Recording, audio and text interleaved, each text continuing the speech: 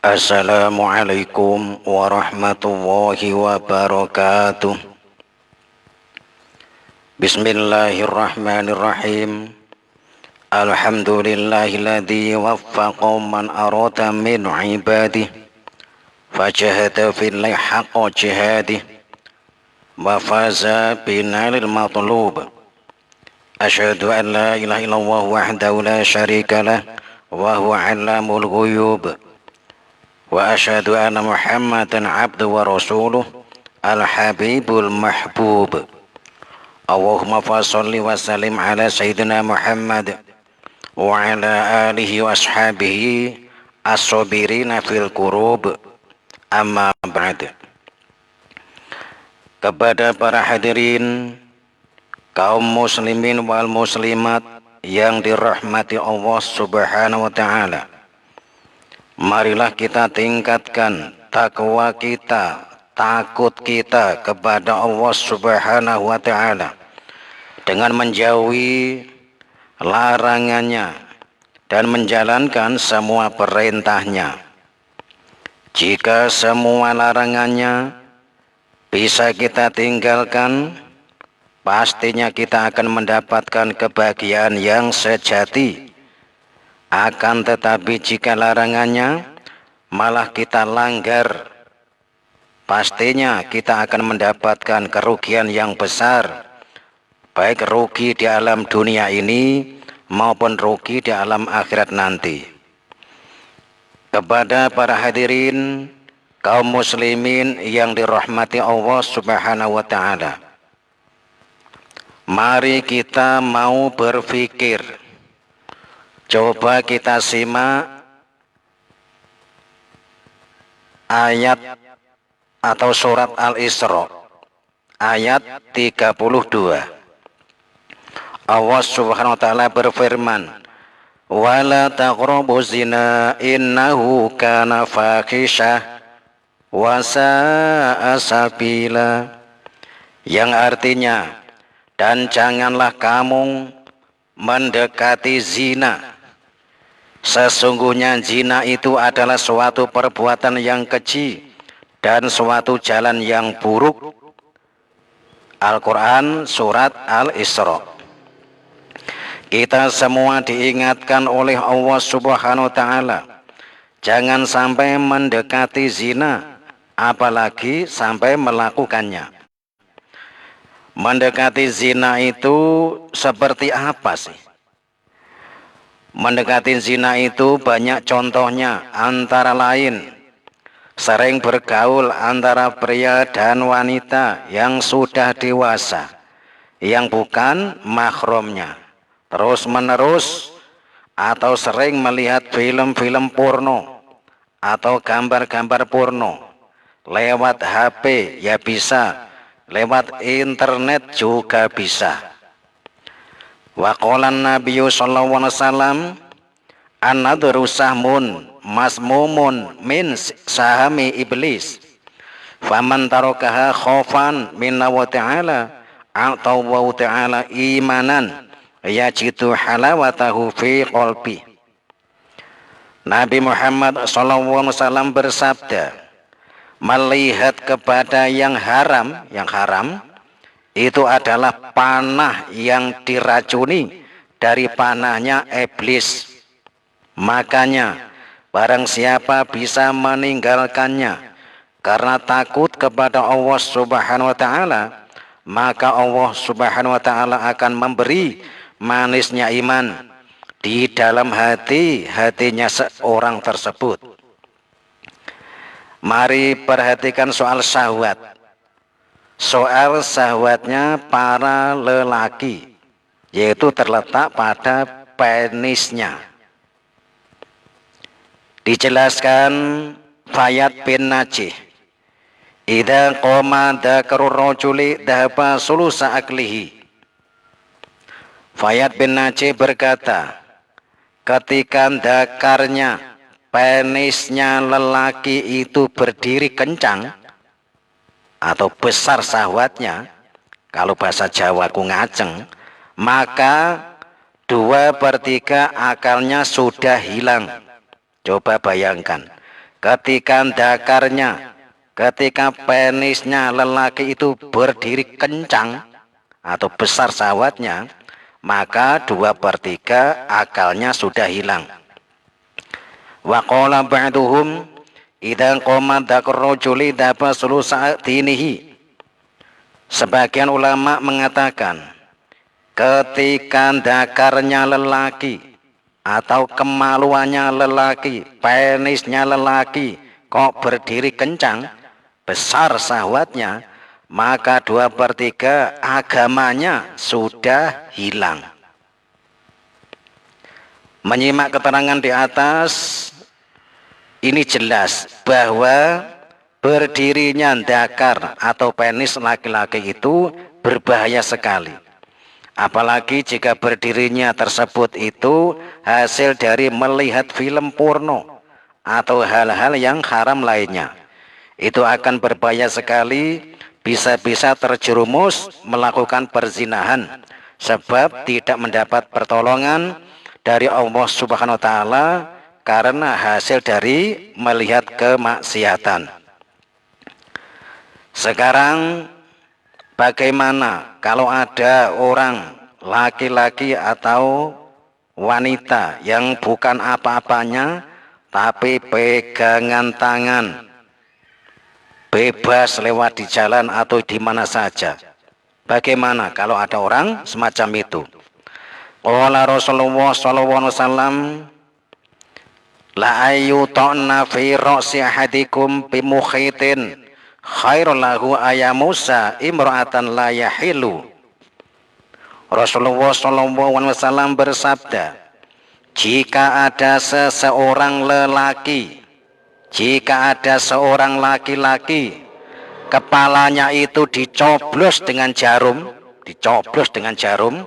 itu lebih baik daripada dia memegang kepada perempuan yang tidak halal.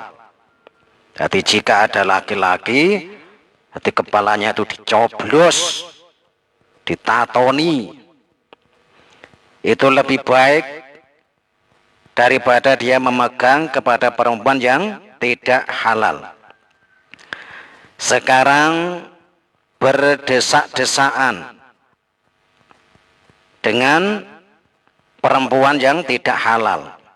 Hati laki-laki berdesak-desaan atau gampangnya itu pacaran kan bisa. Itu bagaimana?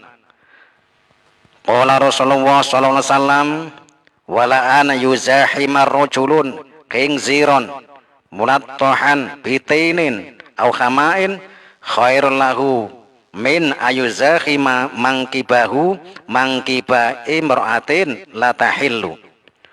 Rasulullah SAW bersabda, sungguh ada orang berdesakan dengan babi, dengan celeng, yang badannya kotor, lumpur, tanahnya hitam, berbau. Itu lebih baik daripada berdesakan antara laki-laki dan perempuan yang tidak halal. Kepada kaum muslimin wal muslimat yang dirahmati Allah Subhanahu wa taala. Sekarang mulai masuk perzinahan.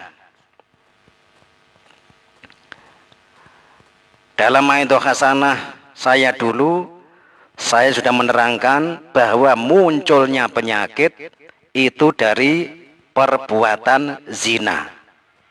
Zina memang berbahaya sekali. Tapi zaman sekarang zina kelihatannya dianggap biasa. Bahkan tidak ada cacat atau malu sama sekali. Padahal zina itu benar-benar berbahaya. Zina itu warisan yang paling buruk karena bisa menular keluarganya. Wa qala Nabi sallallahu alaihi wasallam, man zana zuniya bihi walau bihi toni darihi, rawahu Ibnu Najjar. Nabi sallallahu alaihi wasallam bersabda, barang siapa berzina maka akan dizina walaupun dipagari rumahnya. Kami ulangi, barang siapa berzina maka akan dizina walaupun dibakari rumahnya. Hadis riwayat Ibnu Najjar. Imam Manawi radhiyallahu an berkata, keterangan hadis di atas ini isyarah kepada hukuman para pezina, yaitu akan dikontankan di dunia ini dan dia akan mewariskan zina tersebut kepada sebagian keluarganya dengan pasti. Jadi zina itu benar-benar warisan yang paling buruk. Kalau warisan apa itu sawah atau duit enak, ini warisan zina, menular kepada sebagian keluarganya. Sekarang sanksi pezina di dunia dan akhirat. Waruwiya ar-Rasulillah sallallahu alaihi wasallam annahu qol ikhdaru zina fa inna fi sittu khisalin salah satun fi dunya wa salah satun fil akhirah fa amallati fi dunya fa innahu yunqasu rizqu wa yudhabul barakatu wa idza kharajat ruhuhu tukhjabu anillah wa yangduru ilan nari wa zabaniyah. Rasulullah sallallahu alaihi wasallam bersabda, mari jauhilah kamu semua dari perbuatan zina, karena sesungguhnya di dalam perzinahan itu ada 6 siksa. Yang 3 ada di dunia ini dan yang 3 ada di akhirat nanti. Adapun siksa yang 3 di dunia ini akan dikurangi rezekinya, artinya sedikit berkahnya. 2, ketika nyawanya dicabut akan dijauhkan dari rahmatnya Allah Subhanahu wa Ta'ala. 3, dan ketika sudah mati selalu dilihatkan neraka dan para malaikat Zabaniyah, yaitu malaikat penjaga neraka. Itulah sanksi orang zina di dunia. Wa mallati tusibu fil akhirati fayangduru wa ta'ala ilaihi bi'ainil ghadabi wa yaswaddu wajhuhu wa yakunu hisabuhu syadidan wa yushabu fi silsilatin ilan nar. Dan adapun siksa yang 3 di akhirat nanti adalah 1, Allah Subhanahu wa Ta'ala akan memandang kepada para pezina dengan pandangan murka, lalu mukanya pezina tersebut langsung menjadi hitam. 2, dan para pezina nanti akan dihisab, akan ditanya dengan dipersulit. 3, dan para pezina nanti akan dirantai lalu diseret menuju ke neraka. Na'udzubillah min dalik. Itulah sanksi para pezina di dunia dan akhirat. Walhasil, sebagai kesimpulan Maidho Hasanah saya, jika kita, anak-anak kita, saudara-saudara kita ingin terhindar dari perbuatan zina, maka ayo ajaklah mereka untuk sering mendatangi majelis taklim, untuk sering mengunjungi pengajian, kenalkan ilmu agama terus-menerus mulai sekarang, mulai kecil, suruh bergaul dengan anak-anak santri, suruh bergaul dengan anak-anak yang sering sholat. Dengan begitu, otomatis anak-anak kita, saudara-saudara kita akan terbentuk dengan sendirinya karena terpengaruh kebaikan temannya tersebut. Dan insya Allah bisa menjadi anak yang soleh dan solihah. Ada kata mutiara mengatakan begini, jika Anda ingin mengetahui kadar iman seseorang, maka lihatlah dulu siapa teman pergaulannya. Saya ulangi kata mutiara ini, Jika Anda ingin mengetahui kadar iman seseorang, maka lihatlah dulu siapa teman pergaulannya. Mudah-mudahan apa yang menjadi cita-cita kita untuk mewujudkan negara kita yang baldatun thayyibatun wa rabbun ghafur bisa tercapai dengan baik, dengan sukses. Dan mudah-mudahan maido hasanah yang singkat ini bisa membawa kebaikan untuk kita semua, bisa membawa semangat kita untuk memberantas perzinahan, perselingkuhan di daerah kita, dan akhirnya negara kita bisa bersih dari kemaksiatan perzinahan. Dan mudah-mudahan kalau perzinahan itu hilang atau berkurang, penyakit corona juga ikut hilang atau sirna di negara kita ini. Amin, Allahumma amin. Saya akhiri, wassalamualaikum warahmatullahi wabarakatuh.